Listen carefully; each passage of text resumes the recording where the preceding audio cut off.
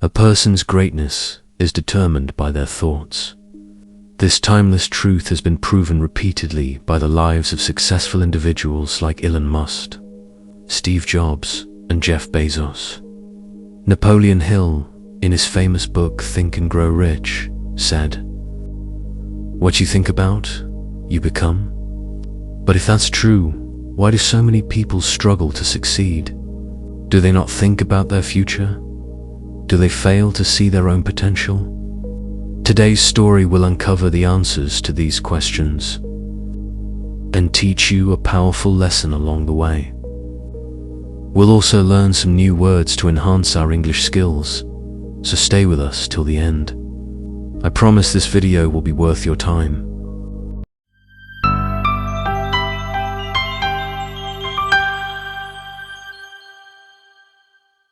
Once, in a busy railway station, there lived a beggar. Every day, he survived by asking passengers for alms as they waited for their trains. One day, as he was begging, he noticed a well-dressed businessman stepping onto the platform. Seeing his expensive suit and confident posture, the beggar thought, "This man must be really rich. If I ask him for money, he'll surely give me a generous amount." With this hope, the beggar approached the businessman and stretched out his hand. But instead of giving him money, the businessman looked at him and asked, "Do you always just take from others? Have you ever given anything to anyone?" The beggar was startled. He had never heard such a question before. Confused, he replied, "Sir, I'm just a beggar. I survive by asking for alms. I have nothing to give to anyone." The businessman smiled slightly and said, "If you believe you have nothing to give, then you also have no right to ask for anything. I am a businessman. I believe in exchange. If you can offer me something, I can give you something in return. But if you have nothing to give, I cannot give you anything either." Saying this, the businessman boarded his train and left. The beggar stood there, stunned, replaying the businessman's words in his mind. "I have been begging for so long, but no one has ever said this to me before." He wasn't rude, but he spoke the truth. If I can't offer anything in return, then why should people give me anything? For the first time, the beggar realized that maybe this was why people never gave him much money, because he offered them nothing in return. That night, he lay awake deep in thought. But what can I give? I am just a beggar. I have nothing. Yet the businessman's words kept echoing in his mind. If you want to receive, you must first give. 2 days passed, and the beggar didn't ask anyone for money. He was too busy thinking.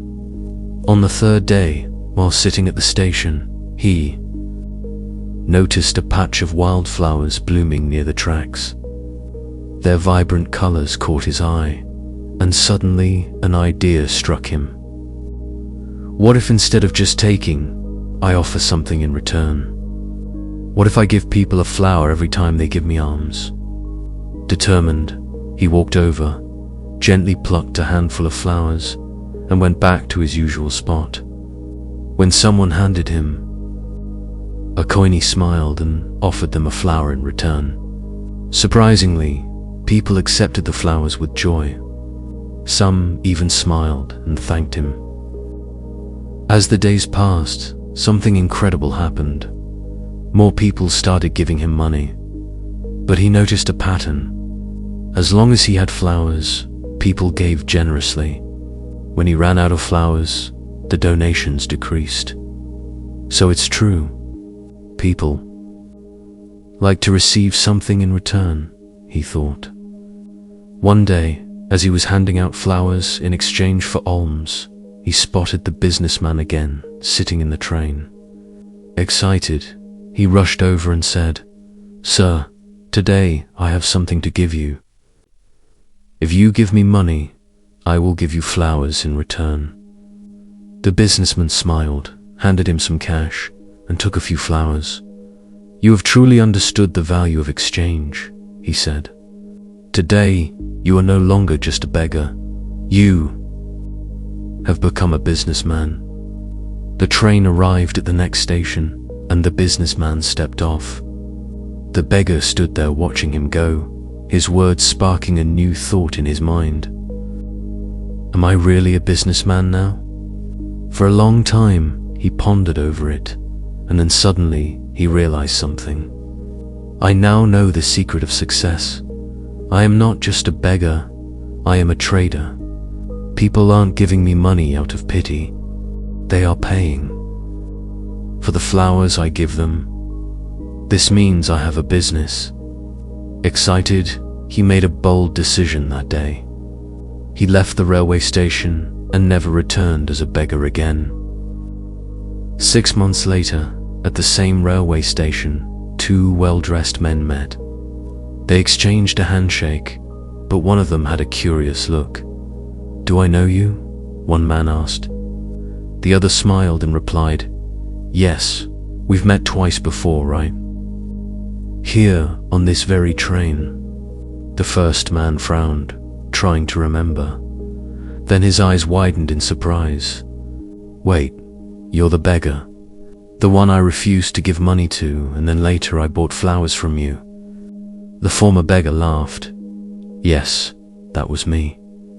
But today, I am no longer a beggar. I run a successful flower business, and I'm traveling to expand it further." The businessman was astonished. "That's incredible. What changed?" "The flower." Seller smiled. "You taught me one of life's greatest truths: we only receive when we give." That day, I realized I was never really a beggar. I was a businessman all along. I just had to see myself that way. The two men shook hands again, now as equals, and boarded their trains, heading toward their respective futures. Life is shaped by how we see ourselves. If you believe you are small, you will remain small. But if you recognize your inner potential, you can achieve greatness. So don't limit yourself. See yourself as strong, capable, and successful, because when your thoughts change, your future changes too. If you liked this story, give it a thumbs up, comment below what you learned, and share it to inspire others. See you in the next story.